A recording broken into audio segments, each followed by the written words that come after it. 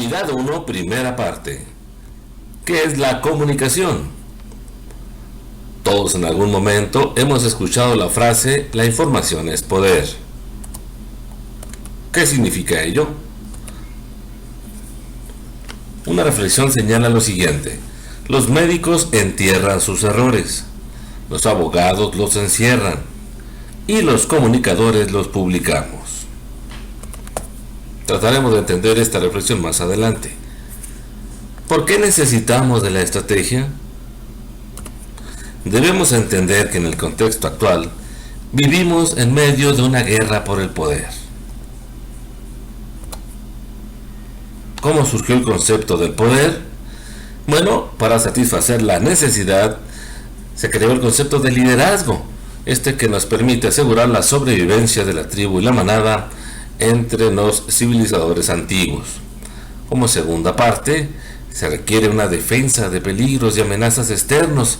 Así le tocó vivir a nuestros hermanos cavernícolas de la antigüedad, y así surgió el concepto del poder. Ahora bien, a lo largo de la civilización humana se han desarrollado diferentes tipos de poder. El primero fue a través de la fuerza, y entre las naciones se generaron los ejércitos, el poder militar. En segunda instancia, el concepto de popularidad fue el que fomentó el concepto de la política, el gobierno y lo que hoy llamamos la democracia. Como tercer tipo de poder es el de la riqueza. A través de la economía, las naciones acumulan poder. ¿Qué es entonces la comunicación? En este contexto de lucha por el poder, la comunicación es utilizada como un arma, y por lo tanto a los comunicadores nos utilizan como estrategas.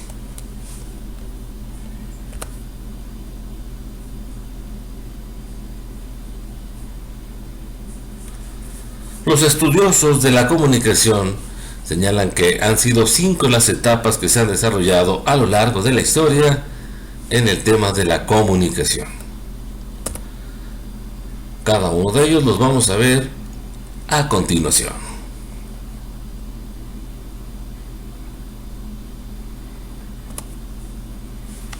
En la primera era de la comunicación es denominada de los signos y las señales. Nuestros antepasados cavernícolas prehomínidos desarrollaron un tipo de comunicación primitiva. En un principio estaba basada en respuestas instintivas y con un comportamiento comunicativo mínimo. Más adelante surgió el comportamiento comunicativo aprendido, disminuyendo la respuesta instintiva, y finalmente se desarrolla el conocimiento aprendido y compartido. Para la segunda era de la comunicación surge el habla y el lenguaje. Los estudiosos todavía no pueden tener mucha precisión en cuanto al momento exacto en que el ser humano aprendió a hablar, y manejan un rango de entre hace 90.000 y 40.000 años antes de Cristo. Con un poco más de certeza se dice que hace 35.000 años el lenguaje ya era de uso común entre los habitantes de la Tierra. En ese momento es cuando surge la revolución agraria. La tercera era de la comunicación es a partir del surgimiento de la escritura. Fueron los sumerios, 5.000 años antes de Cristo, o sea, hace 7.000 años, y que además coincidió con el establecimiento de la agricultura, los que permitieron la creación de esta tecnología, podemos decirlo así, que es la escritura.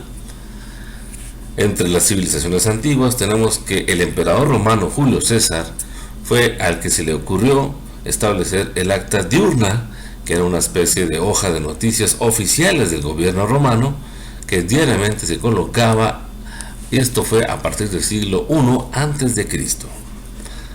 Si hacemos un balance, esto equivale a lo que es en la actualidad el diario oficial de la Federación, y que cada gobierno publica para de esta manera establecer sus leyes, sus normas y todo lo que concierne al gobierno. Otro antecedente tenemos que el primer periódico impreso apareció en China en el siglo VII o VIII después de Cristo, y se elaboraba a partir de bloques de madera tallados. La cuarta etapa en la historia de la comunicación se da a través de la invención de la imprenta. En 1450 fue John Gutenberg quien combinó 4 inventos importantes que ya existían: los caracteres móviles, el papel, la tinta y la prensa, y de esta manera se inventó la imprenta. A partir de esta invención, los seres humanos hemos desarrollado toda una industria. Primeramente la impresión de libros, posteriormente revistas, periódicos, en fin, todo esto permitió la propagación del conocimiento. Finalmente, en la etapa número 5, es lo que consideran el desarrollo de los medios de comunicación masiva. A partir de la revolución industrial a finales del siglo XVIII, además todo este desarrollo tecnológico generó grandes cambios en la humanidad. En la política se transformó, llegándose a establecer la abolición de la monarquía y lo que hoy llamamos el establecimiento de la democracia. También estas tecnologías permitieron el desarrollo de transportes, la creación del telégrafo, el teléfono, el desarrollo de vías carreteras. Todo esto ayudó a difundir la información a una mayor velocidad. Finalmente, el siglo pasado, el siglo XX, fue la cuna que dio a una gran serie de inventos como fue el cine, la radio, la televisión y el internet. Todo esto es a lo que llamamos los medios masivos de comunicación. Al hacer una reflexión sobre cuál ha sido el invento más importante que ha desarrollado el ser humano, podemos decir que hasta este momento es los satélites.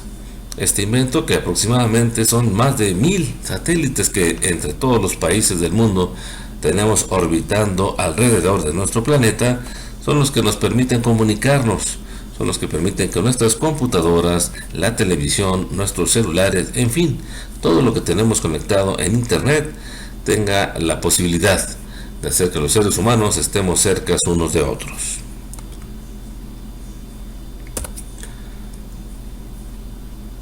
Todo esto podemos resumirlo en lo que es en la actualidad la industria de la comunicación.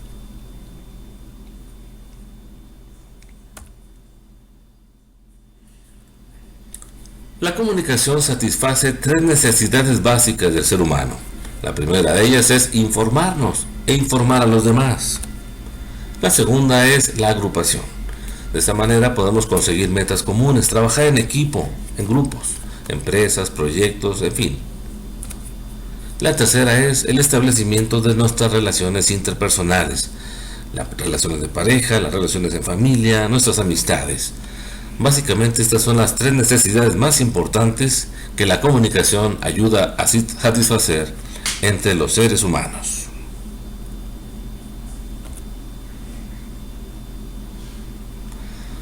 Lo que denominamos naturaleza social de la comunicación está conformada por 4 aspectos.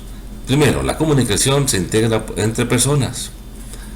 Segundo, es transaccional, se refiere a una transacción de ideas, de información, de conocimientos.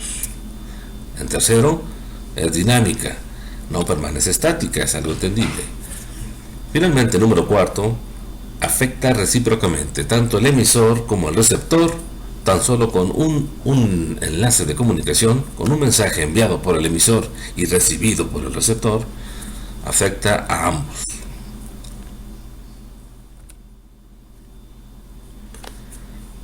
En épocas modernas surge el llamado proceso de comunicación. Fueron muchos años en los cuales diversos estudiosos buscaban comprender esto que llamamos el proceso de comunicación, entender los componentes, sus interrelaciones y la influencia entre ellos. El modelo que ha prevalecido hasta nuestros días es el que desarrollaron los comunicadores Shannon y Weaver. Este modelo está basado en 5 aspectos. El primero de ellos se enfoca en el origen, la fuente de la información. El segundo de ellos se refiere al transmisor, la persona que envía el mensaje. El cuarto habla del canal. ¿Qué medio de comunicación se utiliza para enviar ese mensaje? ¿Es un mensaje visual? ¿Es un mensaje auditivo? ¿Es un sonido? ¿Es un mensaje físico en tercera dimensión, olfativo, un aroma, una fragancia o un mensaje gustativo también, por ejemplo. Los seres humanos tenemos 5 sentidos y se refieren a ellos. El receptor, la persona que recibe el mensaje. El quinto elemento habla sobre el destino, lo que se logra entender o captar de este mensaje. Entremos en detalle. La fuente se refiere al origen del mensaje. Puede ser una persona, un grupo o una institución el que genere el mensaje que será transmitido. El emisor, también denominado codificador, es la persona que emite o envía este mensaje. Cuando la persona que idea y crea el mensaje es la misma, fuente y emisor se consideran un solo elemento.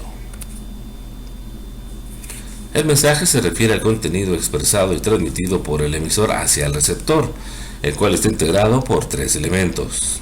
El primero de ellos se refiere al código, que es el sistema estructurado de signos que utilizamos para enviar este mensaje. Puede ser un lenguaje como el español, el chino, el inglés, el francés. Puede ser otro elemento como la música, que también transmite emociones y sensaciones, en fin. El código puede ser muchas formas. El segundo elemento es el contenido de las ideas en sí. Y el tercero es el estilo, el modo de decir las cosas. Estos 3 elementos son los que integran nuestro mensaje.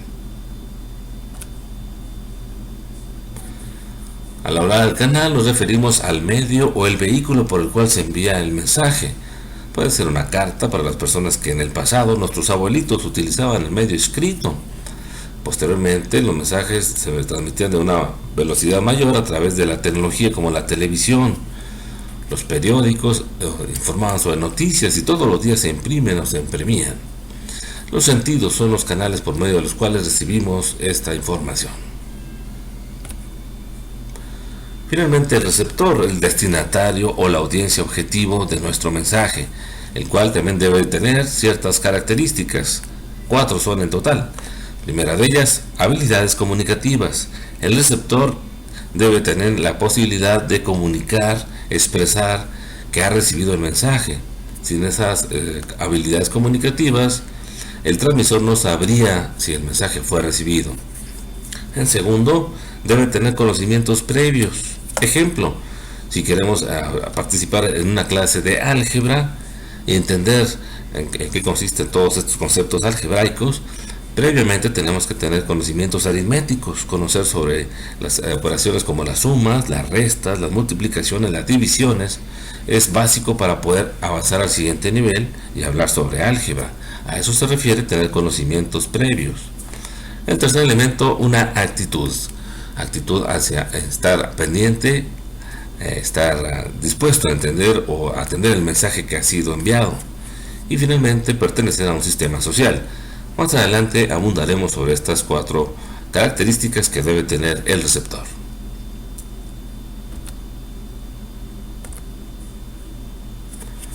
Sin embargo, la parte interesante que fue lo desarrollado por Sharon y Weber fue entender que todos estos elementos del proceso de comunicación se enfrentan a lo que se conoce como el ruido, barreras o obstáculos de la comunicación, y los clasificaron en 5 tipos. El primero de ellos es el fisiológico. Si nosotros tenemos algún malestar, como puede ser el hambre, el cansancio o la pérdida de algún sentido, esto va a entorpecer la comunicación que podamos recibir o que podamos enviar. Es un ruido. El segundo tipo de ruido es el psicológico. Se refiere a cuestiones que podamos sufrir, como puede ser tristeza, estar tensos, angustiados, enojados, estresados. Este es otro elemento que también es una barrera, un obstáculo de comunicación.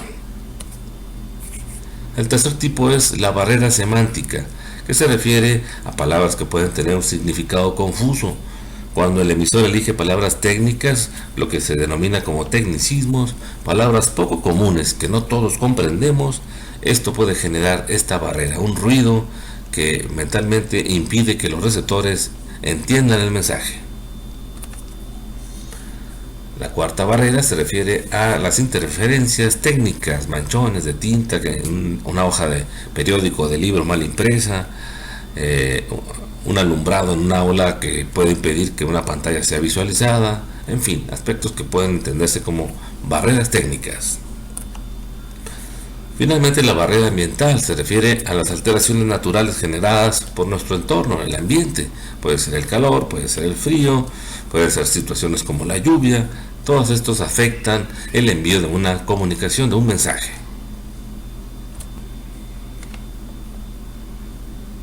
Hasta aquí es el contenido de esta primera sesión.